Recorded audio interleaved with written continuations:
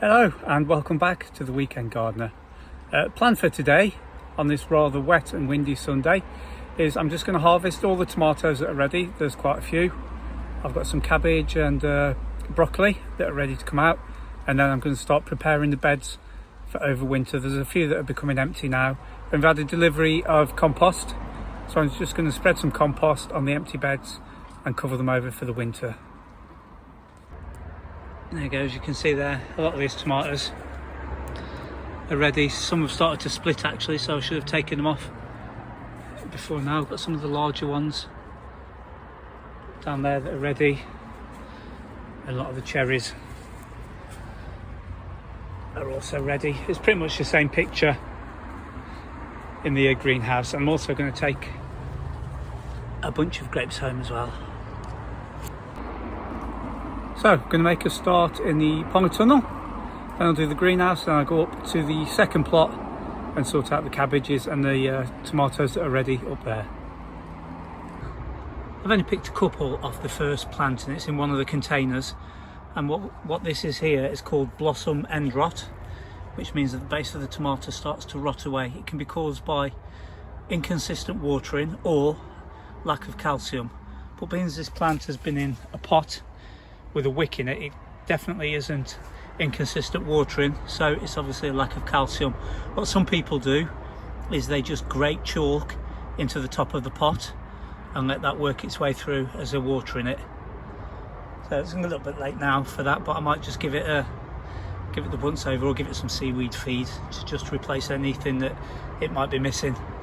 But yeah, if your tomatoes start to go like that, that's called blossom end rot, and it's either inconsistent watering or lack of calcium. That's a pretty good haul of tomatoes from the Ponga tunnel and the greenhouse. That's probably only about 30% of what's actually growing. I'm going to process these as soon as I get home because they're starting to split. And all I'll do is I'll just cut across in the bottom, drop them into boiling water so I can take the skins off, process them down and put them into bags to freeze. While I was in the greenhouse as well, I've got a load of Scotch bonnet peppers, some jalapenos, Havana Gold and 2 Bishop's Crown. And these are the I grew these last year and they're really nice, so that's why I put a couple of plants of those in.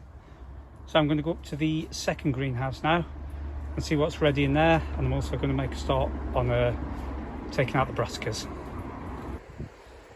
I've taken out the cabbages that are in this top section here. I've taken all the outer leaves out and that's what I'm left with. 3, 4, 5, 7 decent sized cabbages there. I've also been through any of the broccoli that I've left to go to seed. I've just taken down. I've left these in. These are all going well. I've got a few sprouts on the Brussels sprout plants. Ponga beans are doing okay. Red cabbage doesn't seem to be doing much, to be honest, either type. Just a bit of a tidy up in here, and this is what I've managed to get. So I've got a crate at the bottom of French beans, some runner beans, a few tomatoes, and these are the Ponga bean plants. All I've done is cut them off at the base. I'm going to take them up to the other plot now. I'm going to strip all the leaves off and collect the beans. This little bed here, the netting, I think was touching the leaves. I don't know if you can see there very well, but the caterpillars have managed to get in, so I'm just going to leave them to it. Just going to let them enjoy it. There's absolutely hundreds in there. And hopefully they won't get onto the red cabbage. So what I might do is I'll take these plants up, put them on the compost pile, leave the caterpillars on it, and then net this area up a little bit better using some of the finer mesh. I've got plenty of it knocking around, so at least we can possibly get some of these cabbages over the finish line. But yeah, beds are starting to empty up now. This was a potato bed. This is some of the compost that I had delivered during the week, and what I'm going to do is I'm just going to spread it out evenly over all the beds once they're empty. Got another couple of Brussels sprout plants here. just starting to get some tiny little Brussels sprouts. And these cabbages are looking really good. We'll harvest some of them next week. That's always been the problem area. Well, it seems to be doing a little bit better now. I think the slugs were hiding down here, so I've trimmed it all down to give them nowhere to hide.